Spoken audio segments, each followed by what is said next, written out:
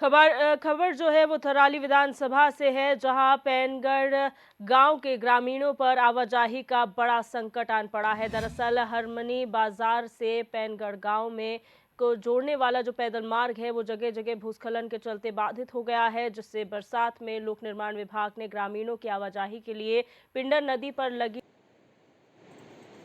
बरसात खत्म होते ही पैदल मार्ग के निर्माण की परवाह किए बिना ही ट्रॉली का संचालन बंद कर दिया। आलम यह है कि गांव के ग्रामीण जान हथेली पर रखकर ट्रॉली के अभाव में जोखिम भरे पैदल रास्ते से आवाजाही को लिए मजबूर है, लेकिन शासन प्रशासन से लेकर स्थानीय जनप्रतिनिधियों का इस ओर कोई ध्यान नहीं है। हालांकि एसडीएम रविंद्र जुवाठा ने ग्रामीणों को आश्वस्त किया है कि इस क्षतिग्रस्त रास्ते का निर्माण लोक निर्माण विभाग की ओर से जल्द ही कर दिया जाएगा।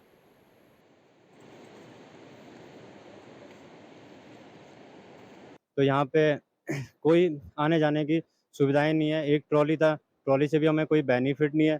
वो भी उसका भी टाइमिंग का हिसाब है कि टाइम से चलती है वो। पे कम से कम 7 से 8 बच्चे हैं जो कि डेली स्कूल आना जाना हरमनी इंटर कॉलेज में पढ़ाई के लिए जाते हैं। तो एक हफ्ते से उन बच्चों की भी छुट्टी है क्योंकि ट्रॉली हमारी बंद हो चुकी थी। ट्रॉली से आ रहे जा रहे थे वो बच्चे, तो ट्रॉली भी बंद हो चुकी थी। तो उस चक्करों में आज फिर हम लोगों ने 2-4 आदमियों ने मिल के संज्ञान लिया कि हम रास्ता खुद ही बना लें। कि मैं पीडब्ल्यूडी वालों ने ये रास्ता नहीं बनाया, टोली बंद कर दो। जब तक रास्ता नहीं बना, टोली बंद करने का क्या मकसद? हमारे बच्चे कैसे स्कूल जाएंगे? ठीक है, हम सुबह सुबह हमने अपने बच्चों को यहाँ से कनाडा कंधे में रखा, अब यहाँ से बाहर किया। अगर कुछ हो जाएगा, कौन प्रशासन तो देखने वाला तो है नहीं। इसके मतलब हम खुद ही अपने सोच समझ के हमने कहा ये रास्ता खुद हम बना लेंगे। ठीक है, अभी देखो यहाँ पे क्षेत्र पंडित साहब आए हैं, अकेला देख के चला गए हैं।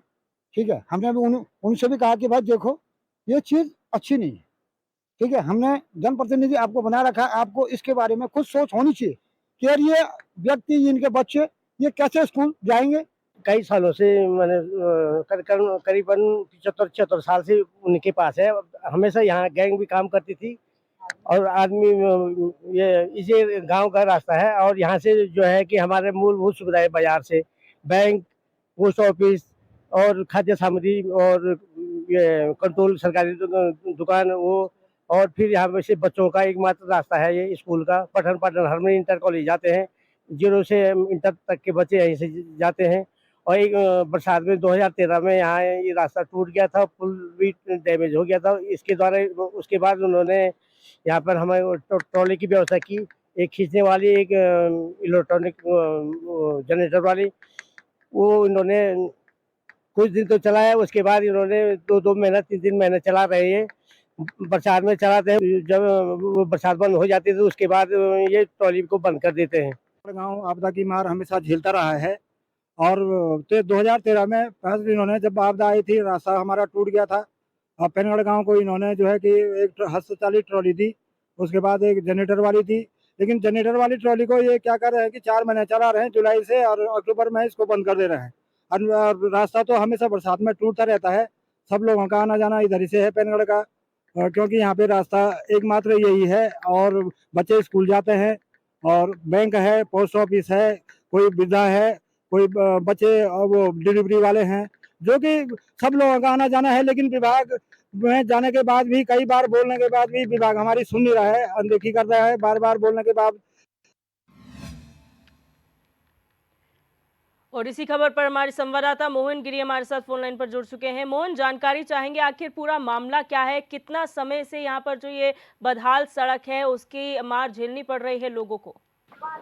जी बिल्कुल, आपको बताना चाहूंगा कि थराली विकासखंड के पैनगढ़ गांव का ये मामला है, जहां पर बरसात के मौसम में क्योंकि भूस्खलन यहाँ पर लगातार देखने को मिलता है। इससे पहले भी पिछले वर्ष की अगर बात करें तो पहाड़ी दरकने से एक गांव में, एक पूरे परिवार में काफी ज्यादा नुकसान यहाँ पे देखने को मिला था। कई लोग इसमें दफन हो गए थे। उसके बाद से लगातार इस गाँव में खतरा बना हुआ है। लेकिन जो दूसरा छोर है, जो फिलहाल सेफ जोन माना जा रहा था, लेकिन वहां भी जो रास्ते हैं वो बदहाल स्थिति में है। लगातार भूस्खलन से पैदल रास्ते काफी ज्यादा क्षतिग्रस्त हालत में है और लोगों का पैदल चलना भी दूभर हो गया है।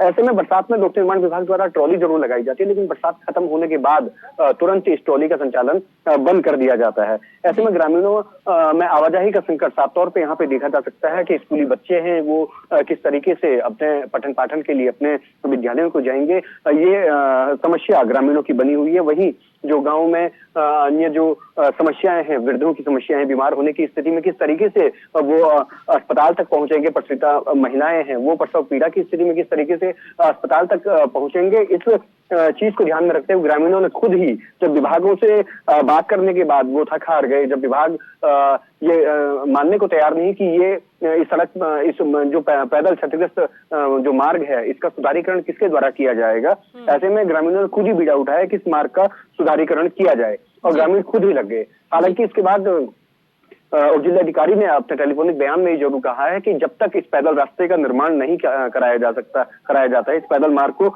सुचारू नहीं कराया जाता है, तब तक ट्रॉली का संचालन एक बार फिर से दोबारा सुचारू किया जाएगा। अब देखने वाली बात ये होगी कि कब तक इस पैदल मार्ग को सुधारा जा सकता है। अच्छा मोहन, हमने अमूमन देखा है कि जब बरसात का मौका होता है उस वक्त सड़क नहीं बनाई जाती है, लेकिन जब बरसात खत्म हो जाती है तो ये कहा जाता है कि जो नुकसान हुआ है, जहां जहां क्षतिग्रस्त सड़कें हैं उनका मुआयना किया जाएगा, सर्वे किया जाएगा, जहां रोडें बननी है वो बनाई जाएंगी प्रशासनिक स्तर पर ऐसी स्थिति को देखकर ये लगता नहीं है कि बरसात के बाद कोई सुध लेने भी यहाँ पर जाता है। अगर प्रशासनिक अधिकारियों की बात की जाए, इतने बड़े बड़े प्रोजेक्ट क्षेत्र में चल रहे हैं, क्या एक सड़क बनाने का भी समय नहीं है अधिकारियों के पास?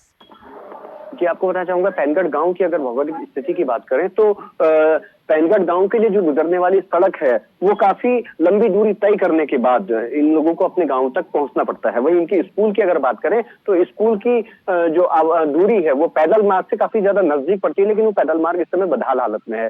इनके जो प्रसूता गृह की अगर बात करें तो वो पैदल दूरी से ज्यादा नजदीक पड़ता है, जबकि अगर सड़क मार्ग की बात करें तो वो मार्ग काफी दूर इनके लिए बैठता है। ऐसे में जो पैदल आवाजाही का जो इनका मार्ग है वो पूरी तरह क्षतिग्रस्त है। सड़क की अगर बात करें तो सड़क काफी हद तक खोली जा चुकी है, लेकिन जो पैदल मार्ग है, जो स्कूली बच्चों का मार्ग है, जो रोजाना बाजारों की आवाजाही का मार्ग है, वो पूरी तरह क्षतिग्रस्त यहाँ पे देखने को मिला है और उसको सुधारने का बीड़ा इन ग्रामीणों ने उठाया है।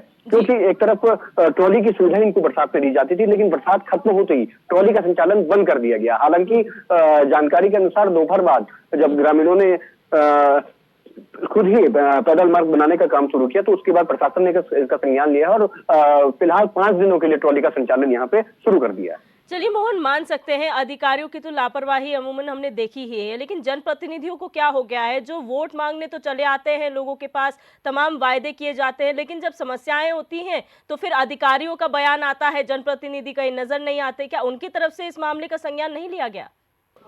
कि जनप्रतिनिधियों की अगर बात करें तो लगातार जो गांव के बाशिंदे हैं, जो गांव के ग्रामीण हैं, वो लगातार विस्थापन की मांग पूरे गांव की कर रहे हैं।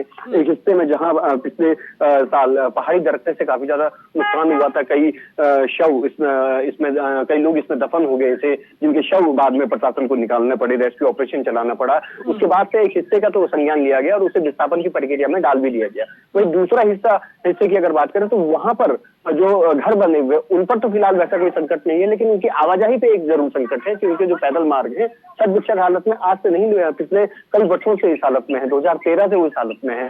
जो पैदल झूला पुल भी है वो भी लगभग क्षत हालत में था और काफी ज्यादा गुहार लगाने के बाद लोक निर्माण विभाग ने उसका सुधारीकरण का काम किया था। लेकिन वर्तमान स्थिति की बात करें तो बरसात के मौसम में जब ट्रॉली से इनकी आवाजाही करवा दी जाती है, लेकिन बरसात खत्म होती ही फिर जान जोखिम में डालकर स्कूली बच्चे हों, चाहे ग्रामीण हो, चाहे बुजुर्ग हो, चाहे बीमार हो, वो फिर जान जोखिम में डालकर आवाजाही करने को मजबूर रहते हैं। ऐसे में जनप्रतिनिधि आश्वासन जरूर देते हैं, लेकिन धरातल पर काम की अगर बात आती है तो सिवाय आश्वासन के और कुछ भी नहीं हो पाता है। बिल्कुल मोहन, तो यहाँ पर क्या उम्मीद की जा सकती है? क्या कोई डेडलाइन है? क्योंकि आश्वासन पे आश्वासन तो हमेशा मिलते हैं, लेकिन कोई तारीख तय नहीं होती कि अब कब तक जो सड़क बन जाएगी। क्या यहाँ पर कोई तारीख तय की गई है कि कितना समय लगेगा सड़क बनने में? प्रशासन की अगर बात करें तो जिलाधिकारी द्वारा आश्वस्त किया गया है कि फिलहाल जब तक इस पैदल मार्ग को सुधारीकरण का काम नहीं किया जाता है तब तक ट्रॉली का संचालन सुचारू किया जाएगा, ट्रॉली के माध्यम से आवाजाही कराई जाएगी। उन्होंने आश्वस्त किया है कि लोक निर्माण विभाग के द्वारा ही इस पैदल मार्ग का सुधारीकरण किया जाएगा। जी, बहुत शुक्रिया मोहन हमारे साथ जुड़ने के लिए और तमाम जानकारी साझा करने के लिए।